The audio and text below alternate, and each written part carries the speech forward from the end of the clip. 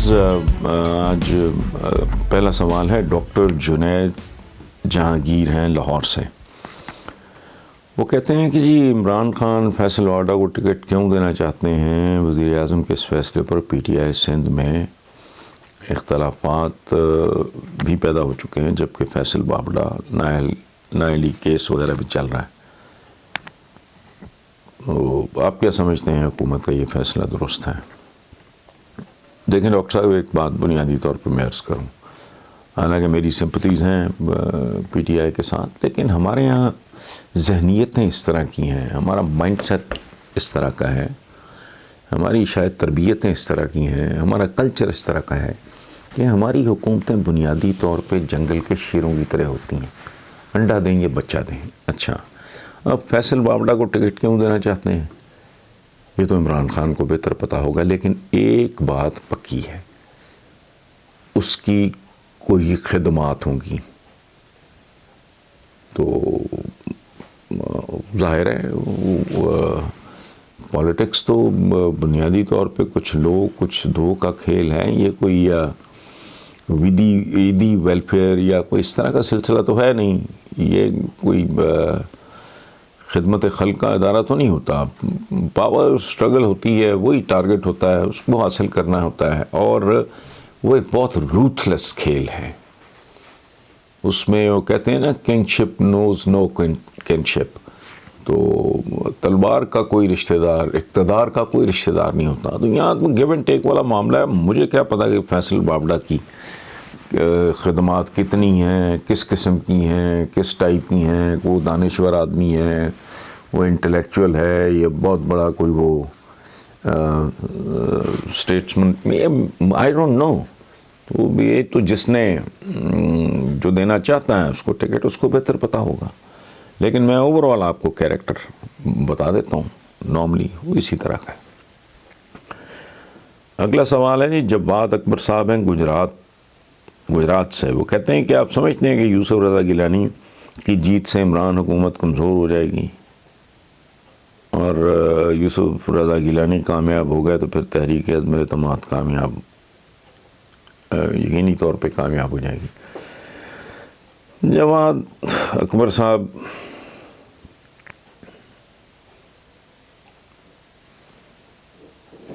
Technically अगर देखा जाए तो यूसुफ रज़ा गिलानी की जीत PTI के लिए बदशगुनी होगी बहुत बड़ी। इसकी तफसीलात में जाने की ज़रूरत नहीं है। उसकी वजह है कि उसकी कामयाबी ही यूसुफ रज़ा गिलानी की एक इंडिकेटर होगा कि मामलात को ठीक नहीं है। इसकी तफसीलात में जाने की ज़रूरत नहीं। लेकिन आप इंतहा देखें, आज भी सारा मुल्क नहीं 2-4 लोगों के गिर्द घूम रहा है, जिनके ख़िलाफ़ मुझे लिखते लिखते मेरी उंगलियां घिस गई हैं। वो 26-27 साल, वही नवाज़ शरीफ हैं, वही यूसुफ रज़ा गिलानी है, वही आसिफ अली ज़रदारी है।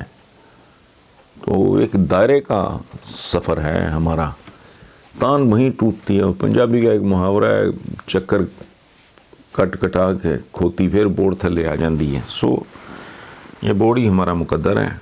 जब तक कोई जेन्युइनली बहुत बड़ा इनकलाब नहीं आता, को कदम नहीं उठाता। इनकलाब मैं उन मानों में नहीं कह रहा जिन मानों में ये लफ्ज़ इस्तेमाल किया जाता है। एक तो ये है कि हमारा वो टाइप नहीं है, ये ईरानियन इनकलाब। तो ईरानियंस की तो एक तारीख़ है बड़ी आलीशान, हमारा तो हाल ही कुछ और है। हमारा तो कोई लोकल हीरो है ही नहीं।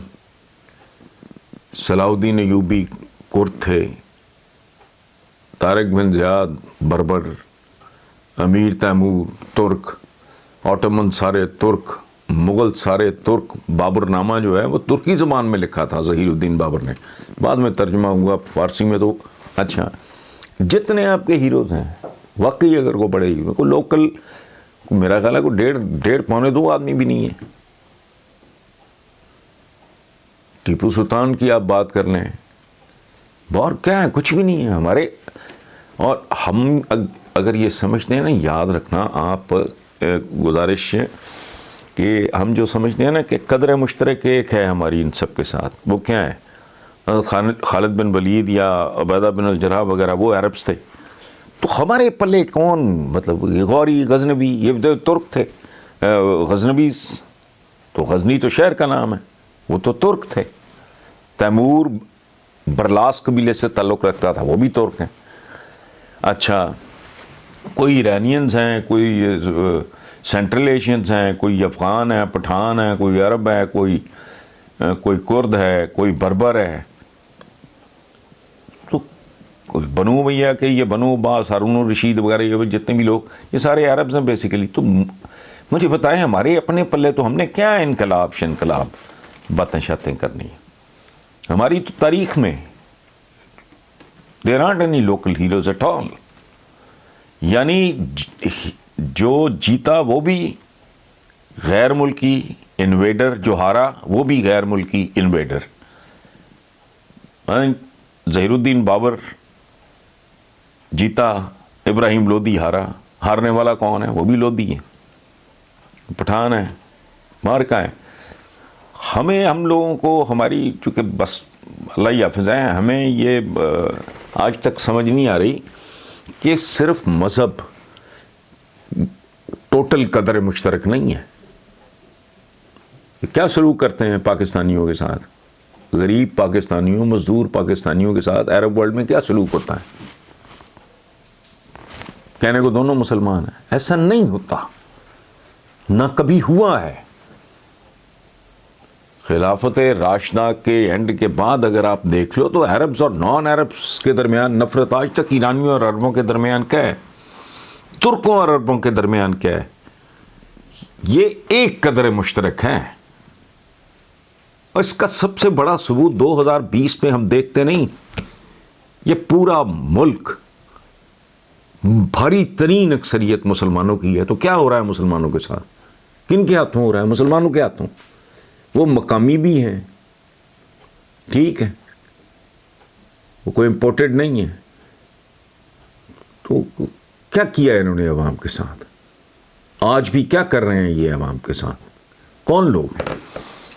یہ جہاں ثقافت بھی ایک ہے، ہمارا ملک ایک ہے، مٹی ایک ہے، سارا کچھ وہی ہے. تو ہم ایک دوسرے کی گردنیں کاٹنے سے باز نہیں آ رہا ہے. پرائم منسٹر کو کہنا پڑ رہا ہے یار خدا کا خوف کریں کہ یہ آٹے میں سے وہ سوجی میدا یہ وہ کچھ تو چھوڑ دیا کرو. یہ عمران خان کو کہنا پڑا ہے. ابھی ریسنٹلی میں سن کے ہی حیران رہ گیا ہوں کہ چاول کس بات کے بن رہے ہیں؟ پلاسٹک کے، ان کی ملاوٹ ہے. تو کون کس کو قتل کر رہا ہے؟ کون کس کی اولادوں کو، کون کس کی نسلوں کو برباد کر رہا ہے؟ تو یہ ہم مسلمان ہیں تو برادر اسلامی، کوئی برادر اسلامی نہیں ہے، ذہن سے نکال دیں. ہم تو لوکل ایک گلی میں برادر نہیں ہیں. ہاں پہنچ جاتے ہیں عربوں کے پاس، وہ ایرانیوں کے پاس، نہ اپنے اپنے مفادات کا کھیل ہے بھائی میرے. ہمارے ہاں یہ گندگی اور غلاظت اور بے رحمی اور سفاکی اپنے عروج پہ ہے. ہم ادھر ادھر جو دیکھتے ہیں، میں یوسف رضا گیلانی یہاں بھی جائیں، چلا بھی جائیں، اب وہ چیئرمین سینٹ اگر ہو جاتا ہے تو پھر کیا ہے، وہ تو وزیر اعظم بھی رہ چکا ہے. یہ چند گھرانوں کے اندر سارا کچھ گھوم رہا ہے.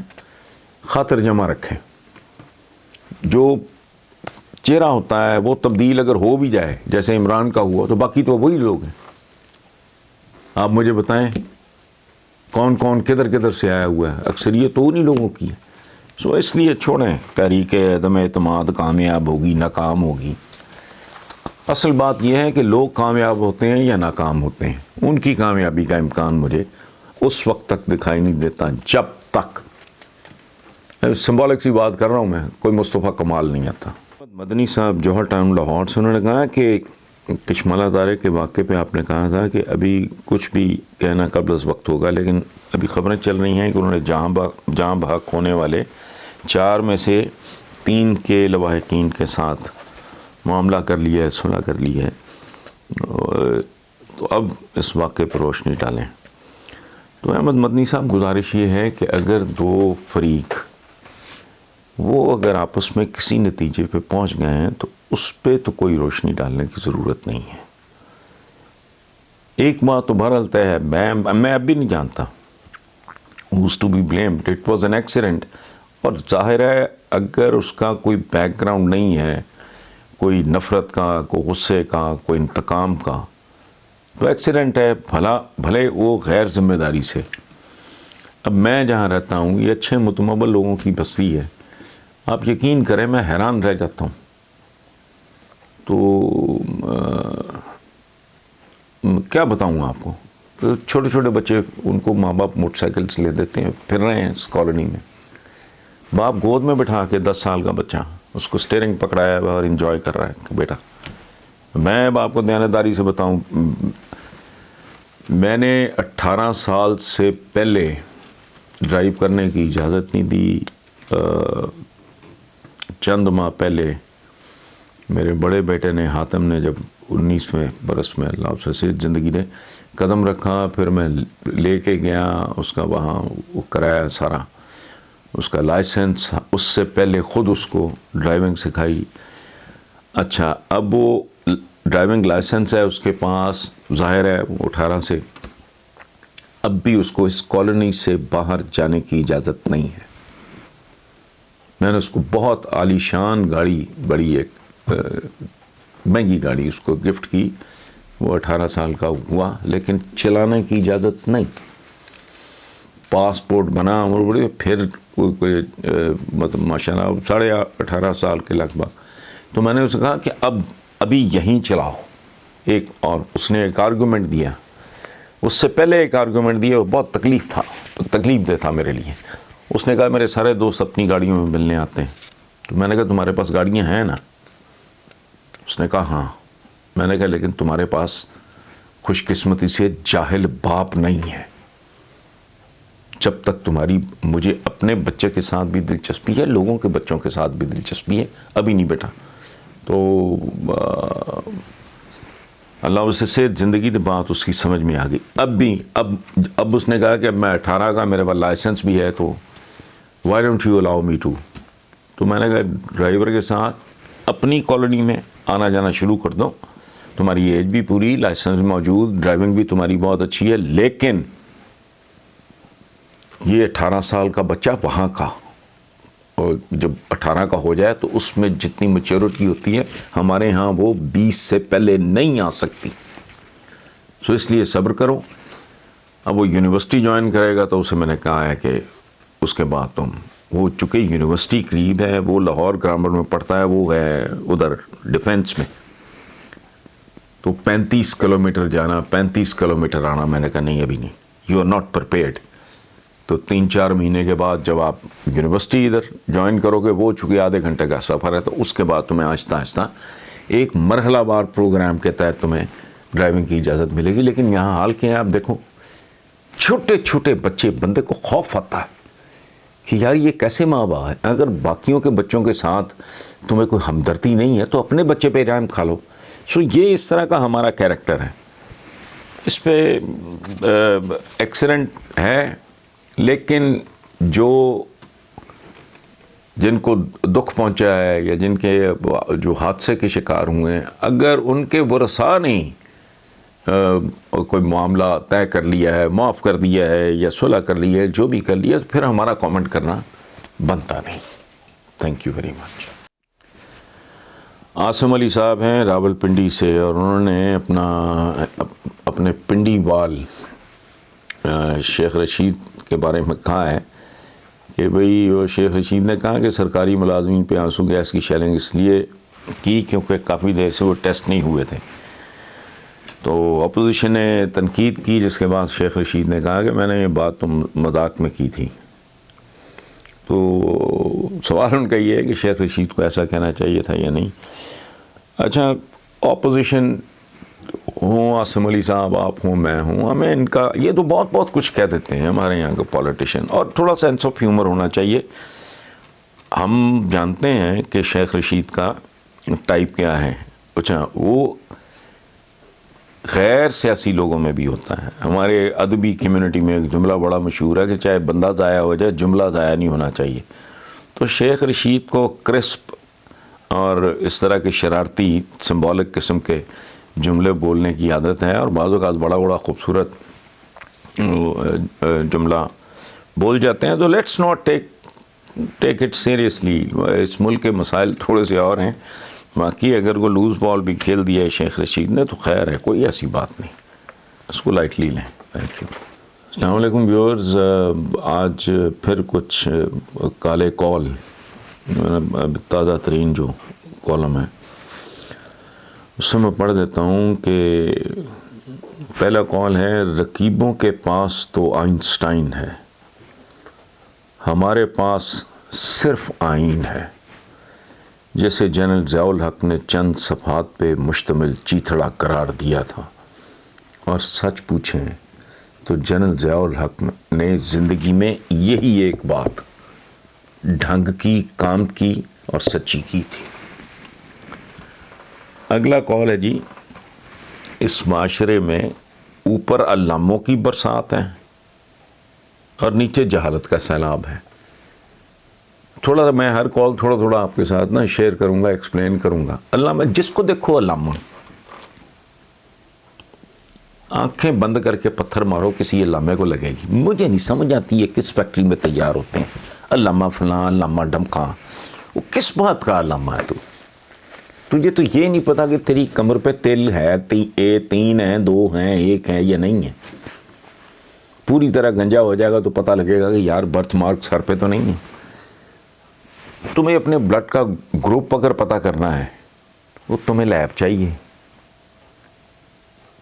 تمہارے گھر میں کوئی چیز خراب ہو جائے تمہیں اس سے متعلق کوئی مستری چاہیے. کپڑا تم اپنا سی نہیں سکتے, کپڑا جو پہنا بنا نہیں سکتے, جوتا تمہیں کسی کا, تم کہاں کا علامہ ہے؟ وہ انسان علامے نہیں ہوتے. انسان جو ہے بڑے سے بڑا آدمی بھی کسی ایک کام کی ہلکی پھلکی شدھ بدھ رکھتا ہے. علامہ وہ ہے کیا؟ تمہیں اگر آٹا گوندنا پڑ جائے, سچی بات ہے, اس کو نان سیریسلی نہ لیں آپ. علامے کو کون ہے ذرا آٹا گوند کے دکھا, ایک روٹی تو بنا. وہ تو اپنی روٹی کے لیے آٹا نہیں گوند سکتا. کیا علامہ؟ پھر ٹوٹل جھوٹ. یہاں مکتے ہی نہیں علامے.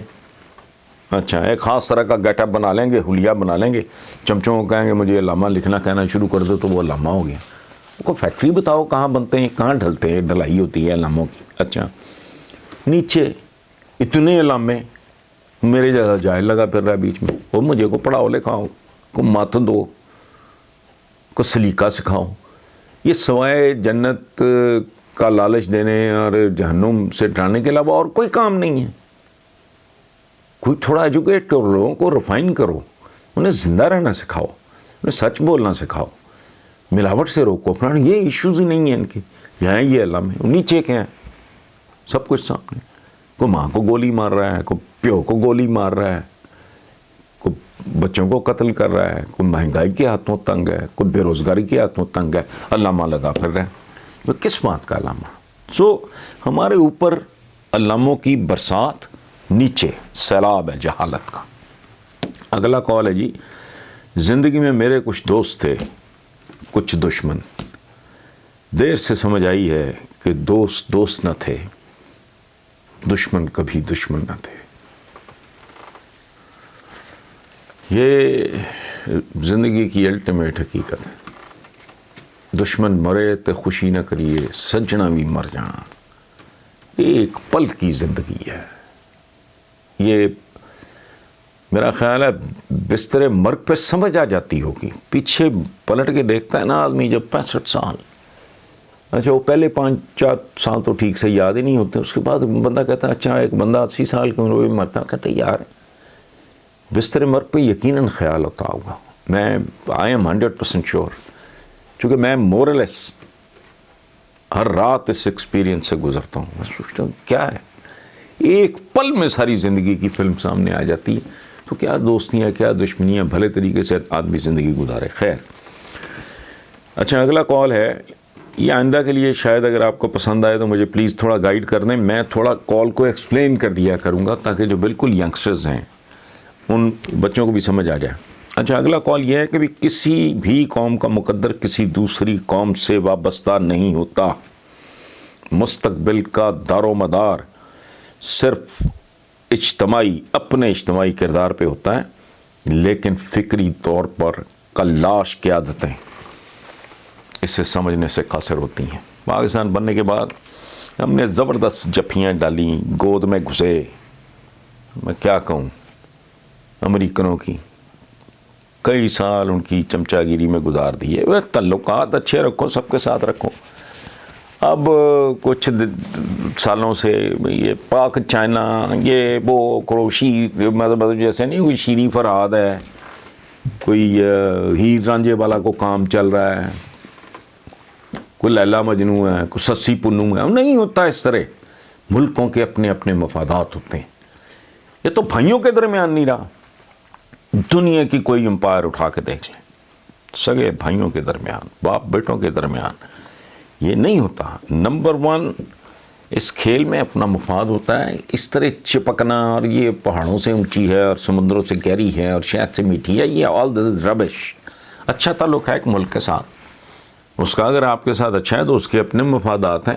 آپ اگر تو آپ کے اپنے، تو کوشش کرو کہ اپنے پیروں پہ کھڑے ہو، اپنا اجتماعی کردار بہتر ہو، آپ صاحب کردار ہوں، آپ خود کفیل ہوں، تو وہ پھر جو جسے میں نے شروع میں عرض کیا نا کہ کسی بھی قوم کا مقدر کسی دوسری قوم کے ساتھ ہرگز وابستہ نہیں ہوتا۔ یہ تاریخ کی نفی ہے۔ یعنی اسلام جب ایک تر و تازہ مذہب تھا، اس وقت بھی تاریخ کی کتابیں تو اٹھا کے دیکھیں، عربی اور عجمی کا رولا یہ ختم ہوا بہت تھوڑی دیر کے لیے، حضور کے وصال کے کچھ عرصہ بعد تک یہ جاری رہا۔ اس کے بعد تاریخ اٹھا کے دیکھیں، بعض اوقات شرم آتی ہے۔ قوموں کے مفاد دوسری قوموں سے وابستہ نہیں ہوتے بھائی، ہمیں اپنے لیے اگر کچھ کرنا ہے تو خود ہی کرنا ہوگا۔ اچھا، اگلا کال ہے جی، قدرت کبھی کسی کو دھوکہ نہیں دیتی، جیسے روشنی کبھی کسی کو اندھیرے میں نہیں رکھتی۔ یہ قدرت کے اصولوں کے مدر نیچر انگریزی میں کہتے ہیں، مدر نیچر، ماں ہے وہ، ماں کسی کو دھوکہ نہیں دیتی۔ یہ جو ہم بلیم کرتے ہیں نا جی کہ یوں ہو گیا جی میرا مقدر ہی نہیں، کبھی اپنے میں کسی کا ایک شعر ہے، میں نے کیا اس کی تفصیل میں جانا کہ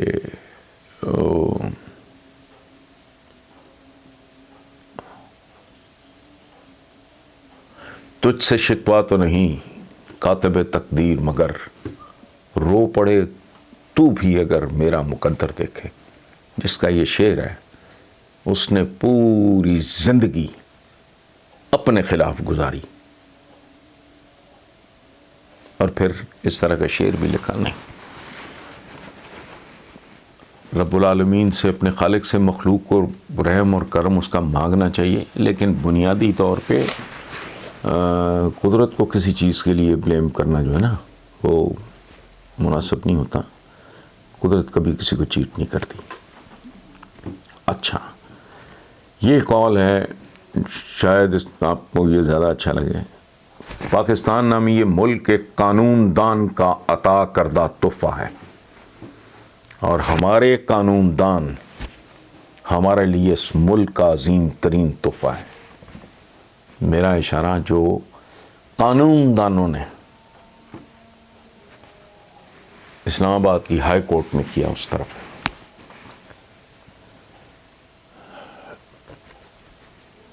اس سے اگلا کال ہے، دشمن سے دوستی منافق سے دوستی سے کہیں بہتر ہے، اور یہ 100% درست ہے۔ دشمن کے ساتھ اگر معاملہ ہو جائے اور دشمن تھوڑا ظرف والا ہو وہ ٹھیک ہے، لیکن کم ظرف اور منافق اس سے اجتناب۔ اس سے اگلا ہے کہ جدید دنیا دراصل جدید رومن اکھاڑا ہے۔ کلوزیم میں نے دیکھا ہوا ہے روم میں، وہاں کیا ہوتا تھا کہ گلیڈیٹرز کو پالتے تھے، وحشی قسم کے وہ جنگجو ہوتے تھے، غلاموں کو آپس میں گلیڈیٹرز کو لڑایا جاتا تھا، یا ان کو بھوکے شیروں سے لڑایا جاتا تھا، جانوروں سے لڑایا جاتا تھا۔ یہ دنیا وہ والی دنیا نہیں رہی، لیکن حقیقتاً ویسی ہی ہے۔ اب گلیڈیٹرز کو اور طریقے سے لڑایا جاتا ہے، قوموں کو قوموں سے، ملکوں کو ملکوں سے، کسی کی اقتصادیات کو اٹھانا، کسی کی اقتصادیات کو گرانا، برین ڈرین بہت رضاکارانہ طور پہ ہوتا ہے۔ میں اگر پاکستان چھوڑ کے جانا چاہوں تو ظاہر ہے مجھے کوئی نہیں لے کے جا رہا، لیکن یہ سسٹمز اس طرح کے ایوالو ہو گئے ہیں پریکٹیکلی۔ یہ پوری کی پوری دنیا، پوری تاریخ میں بنی نوع انسان نے اتنا بندہ نہیں مارا ہوگا جو شاید ایک ایٹم بم، اور اب تو خدا کی پناہ ایٹم بم جو استعمال ہوئے تو وہ تو کچھ بھی نہیں تھے۔ بہرحال اگلا کال ہے جی، جو حقیقت آشنا نہیں وہ حق آشنا بھی نہیں۔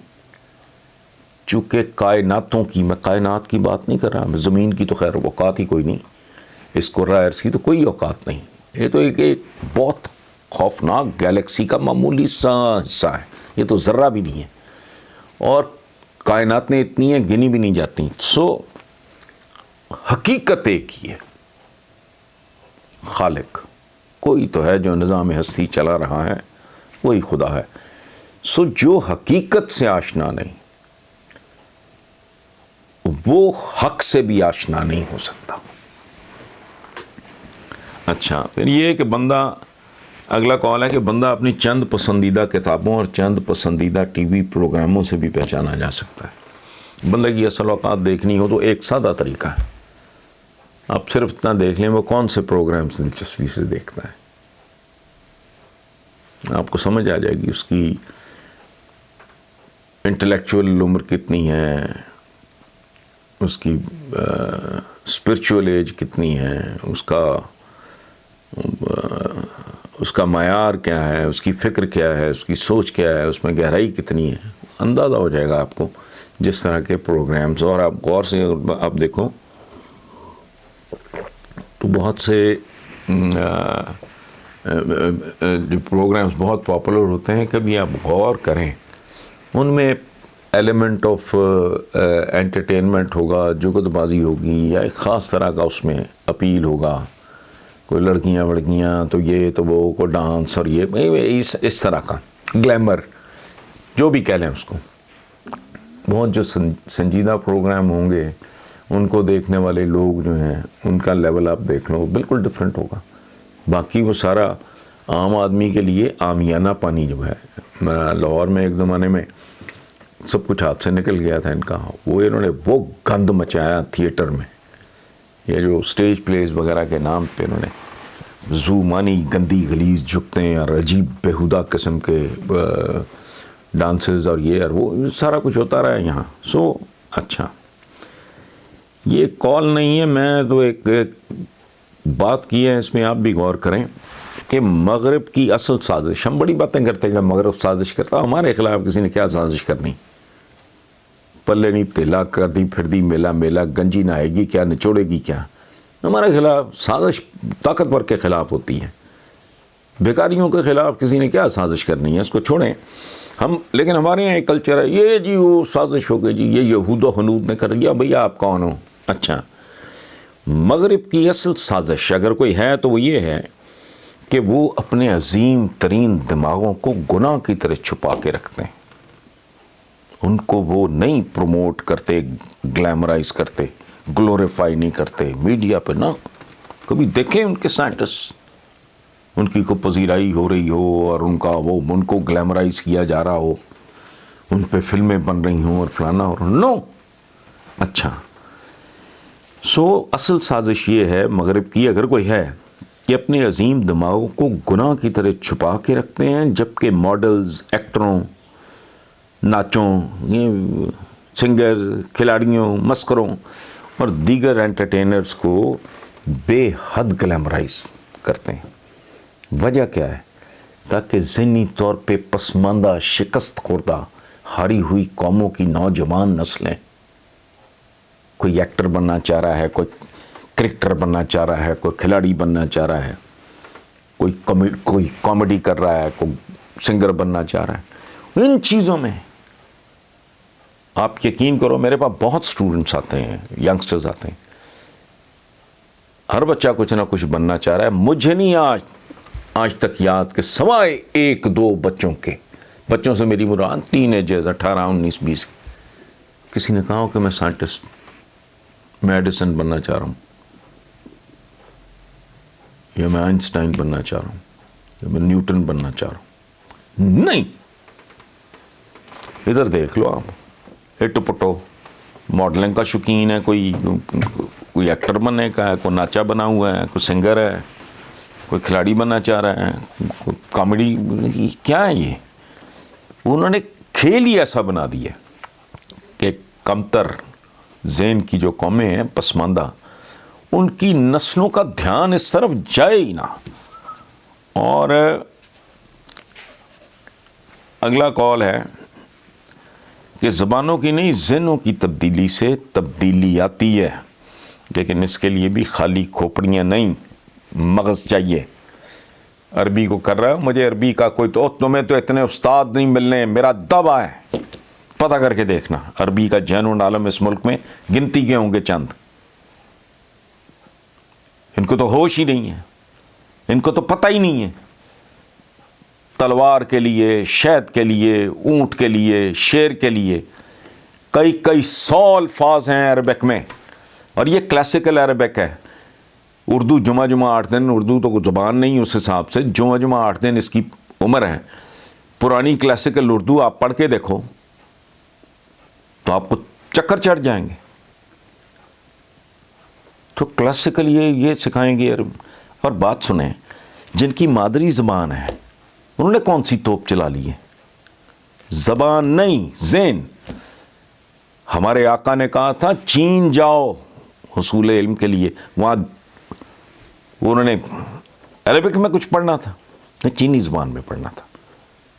ذہن بناؤ، زبان نہ سکھاؤ. لیکن یہ چونکہ مٹیریلی اس طرح کا ہے، انہوں نے لوگوں کو ایکسپلائٹ کرنا ہے، انہوں نے لوگوں کے ساتھ کھیلنا ہے، ان کو ایجوکیٹ نہیں کرنا، ان کو بے وقوف بنانا ہے. جیسے ضیاء الحق نے کئی معاملات میں پہلے بھی کہہ چکا ہوں، زبردستی اور زکوٰۃ کی کٹوتی. لوگوں نے کہا کہ جی نہیں، ہمارا تو فرقہ یہ ہے، یا جو مسلک ہی ہے، سرٹیفکیٹ بینکوں میں دے دیے، فارغ ہو گیا. پورے ملک میں الکوہل کی اویلیبلٹی کوئی ایشو ہی نہیں ہے، بند کر دیا. وہ پتہ نہیں اربوں خربوں ملتا گورنمنٹ کو، پولی ہوتی تو وہ رولا بھی نہیں تھا. اس سے کروڑ ہا گنا زیادہ خوفناک نشوں میں آپ کی نسلیں گھس رہی ہیں. جتنے ہائی پروفائل سکولز ہیں ان میں یہ پتہ نہیں کیا، مجھے تو نام بھی نہیں آتے. سچی بات، عجیب سے نشے میں سنتا ہوں. کچھ سنفنگ ہو رہی ہے، کوئی فلانا ہو رہا ہے، کوئی ٹمکانا ہو رہا ہے. وہ ہیروین کا اور الکوہل کا آپس میں کوئی موازنہ ہے؟ بھائی تم کو کنٹرول کر لو اس کو، کوئی یہ وہ تو. لیکن جو کیا ہے اس کا نتیجہ کیا ہے؟ صفر ہے، کچھ بھی نہیں ہے، پریکٹیکلی کچھ بھی نہیں ہوا. حکومت ریونیو سے محروم ہو گئی. یہ گلوبل سٹی ہے بھائی، یہ گلوبل ولیج ہے. سٹی میں غلط بول گیا، گلوبل ولیج ہے. یہاں ٹورسٹوں نے بھی آنا ہے، یہاں نان مسلمز نے بھی آنا ہے. وہ واٹمنز کے زمانے میں، مغلوں کے زمانے میں تو ہم نے تو تاریخ کی کتابوں میں ایسی بات پڑھی ہے کہ اللہ معافی. اورنگزیب نے کہا تھا مجھے لگتا ہے کہ میرے اور میرے قاضی کے بغیر کے علاوہ بر صغیر کا ہر بندہ وہ جو ہے وہ الکوہل کنزیوم کرتا ہے. تو جس نے یہ بات کوٹ کی اس نے ساتھ لکھا کہ اس کو یہ نہیں پتا تھا کہ قاضی پیتا ہے. تو لیکن بہرحال اچھا اگلا ہے کہ جہاں لا قدم قدم پہ ذلیل ہو جائے وہاں صرف مارشل کا لا ہی کام دیتا ہے.